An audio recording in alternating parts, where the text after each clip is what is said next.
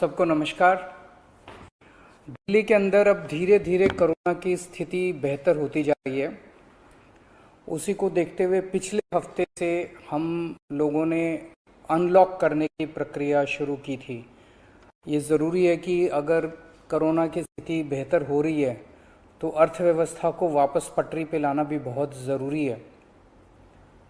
पिछले हफ्ते हमने कंस्ट्रक्शन वर्कर्स और फैक्ट्री, ये दो सेक्टर्स खोले थे।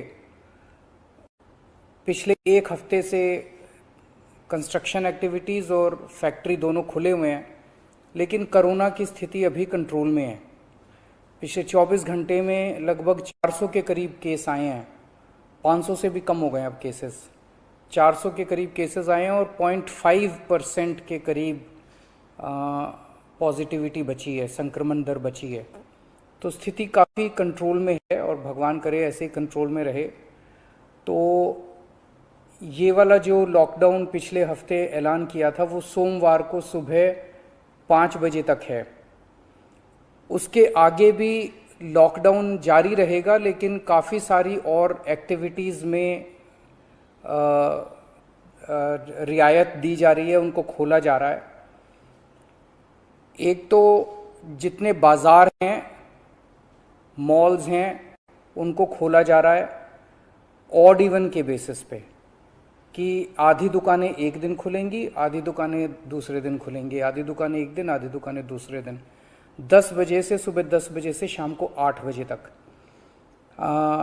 दुकान नंबर के हिसाब से, ऑड इवन के हिसाब से दुकानें खोली जाएंगी। दूसरा, जितने दिल्ली में सरकारी दफ्तर हैं, उन सरकारी दफ्तरों में ग्रुप ए ऑफिसर्स जो हैं वो 100% काम करेंगे और ग्रुप बाकी उसके नीचे वाले जो हैं वो 50% काम करेंगे। लेकिन जो एसेंशियल सर्विसेज में काम करने वाले कर्मचारी हैं वो 100% काम करेंगे और हर एचओडी डिसाइड करेगा कि किसको एसेंशियल सर्विस कहना है और किसको 50% करना है और किसको 100% करना है। जितने प्राइवेट ऑफिसेज हैं उन सभी प्राइवेट ऑफिसेज में 50% मैन पावर के साथ वो खोले जा सकते हैं और लेकिन कोशिश करेंगे कि ज़्यादा से ज़्यादा लोग वर्क फ्रॉम होम करें और अपने प्राइवेट ऑफिसेज कोशिश करें अपने टाइम को स्टैगर करने की, कि ताकि सब लोग एक साथ सड़क पे ना आए। दूसरी चीज़, जो स्टैंड अलोन शॉप्स हैं और जो एसेंशियल सर्विसेज प्रोवाइड करने वाली शॉप्स हैं वो ऑड इवन के बेसिस पे नहीं, वो रोज खुलेंगी। दिल्ली मेट्रो 50% कैपेसिटी के ऊपर चालू की जा रही है और ई कॉमर्स के जरिए जो सामान बेचने की प्रक्रिया है वो चालू रहेगी। तो मोटे मोटे तौर पे ये चीज़ों की रियायत दी जा रही है और मैं उम्मीद करता हूँ इसके बाद देखेंगे कि आने वाले हफ्ते के अंदर भी कोरोना की स्थिति अगर काबू में रही तो और कई सारी एक्टिविटीज़ को फिर उसके अगले हफ्ते खोलेंगे। थर्ड वेव कहा जा रहा है, एक्सपर्ट्स कह रहे हैं कि थर्ड वेव आएगी। कब आएगी, कितनी भयावह होगी, इसके बारे में किसी को कोई जानकारी नहीं है। लेकिन एक जिम्मेदार सरकार होने के नाते हमारी जिम्मेदारी बनती है कि उसकी पूरी तरह से हम तैयारी करें, ताकि अगर थर्ड वेव आती है, अगर बहुत भयानक होती है, तो सरकार उस वक्त जनता के लिए तैयार हो। इसकी तैयारियां पूरे जोर शोर से दिल्ली सरकार के अंदर चल रही हैं और कल लगभग 6 घंटे तक मैंने 2 अलग अलग मीटिंग ली, एक्सपर्ट्स के साथ बात की, जिन ऑफिसर्स ने अभी कोरोना के दौरान काम किया था उनके साथ बात की। हमने 2 कमिटीज़ बनाई हैं, उन दोनों कमिटीज़ के साथ मैंने बहुत डिटेल में चर्चा की। एक चीज़ हम लोगों को ये तय करनी थी, इस बार कोरोना की जो पीक आई थी, मतलब एक दिन में मैक्सिमम कितने केस आए, लगभग 28,000 के करीब केसेस आए थे एक दिन में, 22 या 23 अप्रैल के आसपास। अगली पीक कितनी हो सकती है, तो ये तय किया गया कि अगली पीक 37,000, एक्सपर्ट्स के साथ बात करके, ऑफिसर्स के साथ बात करके, सबके साथ बात करके, कि 37,000 पीक मान के इसकी तैयारी शुरू की जाए। इसका मतलब ये नहीं है कि अगर इससे ज़्यादा की पीक आएगी तो हम तैयार नहीं हैं, हम उसके लिए भी तैयार हैं। लेकिन एक तरह से 37,000 के बेस के ऊपर अगर हम तैयार हो गए तो फिर अगर उससे भी कहीं ज़्यादा पीक आती है तो उसकी भी तैयारी हम लोग, उसकी भी, अगर 37,000 की तैयारी हमारी है तो फिर मान लीजिए और ज़्यादा आती है तो उसकी तैयारी तो होगी उसके लिए हम ज़्यादा तैयार हो पाएंगे। तो 37,000 को एक तरह से बेस माना जा रहा है। 37,000 की पीक की तैयारी के हिसाब से अब सारे कैलकुलेशंस किए जा रहे हैं कि अगर 37,000 की पीक आती है तो कितने बेड्स की ज़रूरत पड़ेगी, कितने आईसीयू की ज़रूरत पड़ेगी, कितने उसमें से बच्चों वाले होने चाहिए, कितनी ऑक्सीजन की ज़रूरत पड़ेगी, ये सारी चीज़ें, अब कितनी दवाइयों की ज़रूरत पड़ेगी, ये सारी चीज़ें अब कैलकुलेट की जा रही हैं।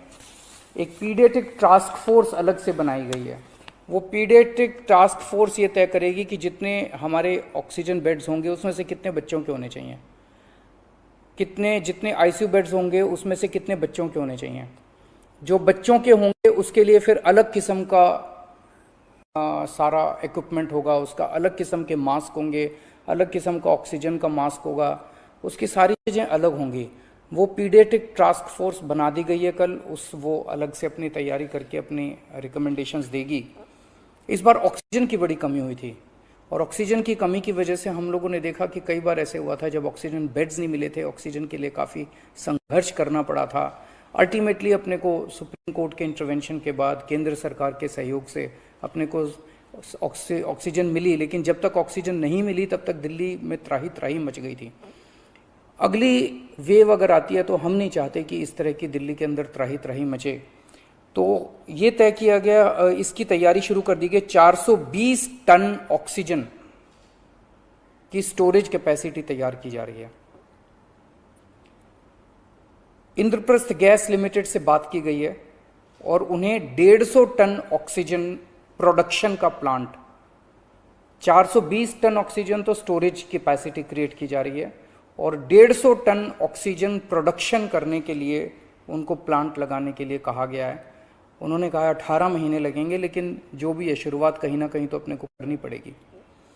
इसके अलावा इस बार सबसे बड़ी दिक्कत आई थी टैंकरों की। ऑक्सीजन के टैंकर नहीं थे दिल्ली में, दिल्ली इंडस्ट्रियल स्टेट नहीं है, इसीलिए अपने पास ऑक्सीजन टैंकर है ही नहीं दिल्ली में। तो 25 ऑक्सीजन टैंकर्स खरीदे जा रहे हैं ताकि अगर इस तरह की दिक्कत आए ऑक्सीजन की तो हमारे पास अपने टैंकर होने चाहिए। 64 छोटे छोटे ऑक्सीजन के प्लांट्स लगाए जा रहे हैं, वो ऑलरेडी लग रहे हैं और हमें उम्मीद है कि अगले कुछ हफ्तों के अंदर, 1-2 महीने के अंदर ये 64 ऑक्सीजन प्लांट्स लग के तैयार हो जाएंगे। अब ये जो हमने डिसाइड किया कि 37,000 केसेस की पीक के हिसाब से हम काम करेंगे, तो उसके हिसाब से तय किया जाएगा कि कितने ऑक्सीजन बेड्स की ज़रूरत होगी, कितने आईसीयू बेड्स की ज़रूरत होगी। उसके हिसाब से फिर तय किया जाएगा कि कितने ऑक्सीजन सिलेंडर्स की ज़रूरत होगी। जैसे अभी थोड़े दिन पहले हमने 6,000 सिलेंडर चाइना से इंपोर्ट किए थे, तो और कितने ऑक्सीजन सिलेंडर्स की ज़रूरत होगी और कितने ऑक्सीजन कॉन्सेंट्रेटर्स की ज़रूरत होगी। अगले आने वाले 1-2 महीने के अंदर ढेर सारे ऑक्सीजन कॉन्सेंट्रेटर्स दिल्ली सरकार खरीदने जा रही है। दवाइयों को लेकर 2 अहम निर्णय किए गए। एक तो ये कि इस वेव में ये देखा गया कि व्हाट्सएप खूब तेजी से, व्हाट्सएप के ऊपर दवाइयाँ खूब तेजी से प्रिस्क्राइब की जा रही थी और उसके ऊपर मतलब बात फैल जाए कि ये दवाई बड़ी अच्छी है तो पूरे समाज के अंदर, पूरे शहर के अंदर, पूरे देश के अंदर उस दवाई की अफरा तफरी मच जाती है। तो एक डॉक्टर्स की और एक्सपर्ट्स की टीम बनाई जाएगी। अगर किसी दवाई की डिमांड होती है तो वो डॉक्टर्स एग्जामिन करके बताएं कि इस दवाई से कोरोना में फायदा होगा कि नहीं होगा। अगर डॉक्टर कहते हैं होगा तो सरकार उस दवाई को मुहैया कराने की कोशिश करेगी, और डॉक्टर अगर कहते हैं कि ये दवाई बिल्कुल बेकार है, इससे कोरोना में कोई फायदा नहीं होगा और लोग इसके पीछे भागना बंद करें, तो जनता को उसके बारे में जागरूक किया जाएगा कि इस दवाई के पीछे भागना बंद कीजिए। एक ये। दूसरा, जो जो इम्पोर्टेंट दवाइयाँ हैं उनकी लिस्टें बना ली गई हैं, उसका कितना बफर, कितना स्टॉक चाहिए होगा उतना बफर स्टॉक क्रिएट किया जाएगा। एक्सपायरी डेट्स किस दवाई की कितनी है, एक्सपायरी डेट्स को ध्यान में रखते हुए उन सभी दवाइयों का बफर स्टॉक क्रिएट किया जा रहा है ताकि अगर जरूर, और प्राइवेट अस्पतालों के भी आदेश दिए जा रहे हैं कि वो भी अपने बफर स्टॉक्स इस तरह से तैयार रखें ताकि अगर महामारी आती है तो हम उसके लिए तैयार रहें। इसके अलावा 2 जीनोम सीक्वेंसिंग लैब्स बनाई जा रही हैं एलएनजेपी हॉस्पिटल में और आईएलबीएस में, ताकि हमें भी पता रहे कि दिल्ली के अंदर जो भी वेरिएंट आ रहा है वो वेरिएंट कौन सा वेरिएंट है, पुराने वाला है या कोई नया वेरिएंट आ गया है, और हमें इस बारे में क्या एहतियात बरतने की ज़रूरत है, हम एक्सपर्ट से पूछ सकते हैं। तो ये बहुत सारी चीज़ें कल चर्चा हुई, ये कुछ चीज़ें मैंने आपको बताई हैं और आपको यही आश्वासन देना चाहता हूँ कि आपकी सरकार पूरी तरह से 24 घंटे लगी हुई है इसमें। मैं उम्मीद करता हूँ कि अब कोई तीसरी वेव नहीं आनी चाहिए, उसके पहले हम कोशिश करेंगे अपने लोगों को वैक्सीनेट कर दें, लेकिन अगर तीसरी वेव आती है तो लोगों को तकलीफ़ नहीं होनी चाहिए, इसके बारे में हम पूरी कोशिश करेंगे। नमस्कार।